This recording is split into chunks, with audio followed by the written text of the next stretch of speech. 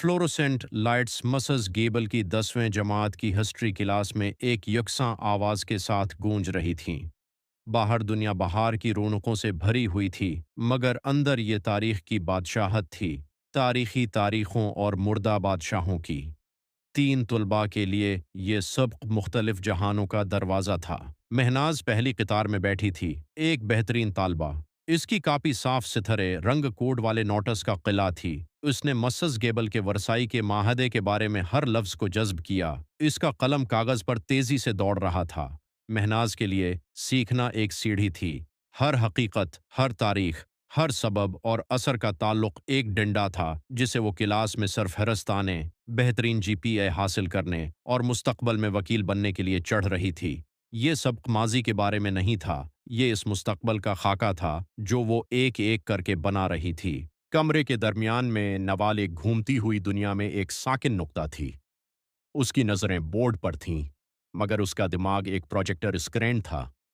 जैसे ही मसीज गेबल ने जंग के खात्मे के बारे में बात की, नवाल एक दस्तावेजी फिल्म को दोबारा देख रही थी जो उसने पहले देखी थी। उसने धंधली फॉटेज देखी, खंदकों की कीचड़ महसूस की और सिपाहियों की थकी हुई आवाज़ें अपने सिर में सुने।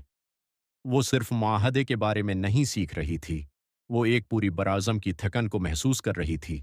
वो क्यों को समझने की कोशिश कर रही थी। लाखों मर्द अपनी मौत की तरफ क्यों मार्च कर गए। दूसरी जंग अजीम के बीज इस दस्तावेज में क्यों बोए गए जो तमाम जंगों को ख़त्म करने के लिए बनाई गई थी। नवाल के लिए सीखना हमदर्दी का एक अमल था। हकायक के पीछे छपी इंसानी कहानियों से एक गहरा रिश्ता। बहुत पीछे अपनी कर्सी पर झुककर हडी ओढ़े शांजा बैठी थी। मसस गेबल के लिए वो एक क्लासिक गैर दिलचस्पी रखने वाली तालबा थी। आस का मोबाइल फ़ोन खली नसाबी किताब में छपा हुआ था और उसकी नज़रें इसके और खिड़की के दरमियान झूल रही थीं। मगर शांजा मिमज नहीं देख रही थी। वो एक पेचीदा खाका देख रही थी कि शलीफन प्लान किस काम करना था, इसके मुकाबले में ये कैसे नाकाम हुए। उसने अभी एक पेचीदा तारीखी स्ट्रेटजी गेम का एक तवील सेशन ख़त्म किया था और जहनी तौर पर अपनी हिकमत अमलियों को दोबारा तरतीब दे रहा था। उसने हाथ उठाया जो एक नादिर वाक़या था। मसस गेबल, उसने पूछा। उसकी आवाज़ इस्तेमाल न करने की वजह से थोड़ी भारी थी। माहदे ने जर्मनी को सख्त सज़ा दी, मगर क्या ये सिर्फ एक बड़ी, ज्यादा ताकतूर जर्मनी के बदला लेने का पेश खैमा नहीं था?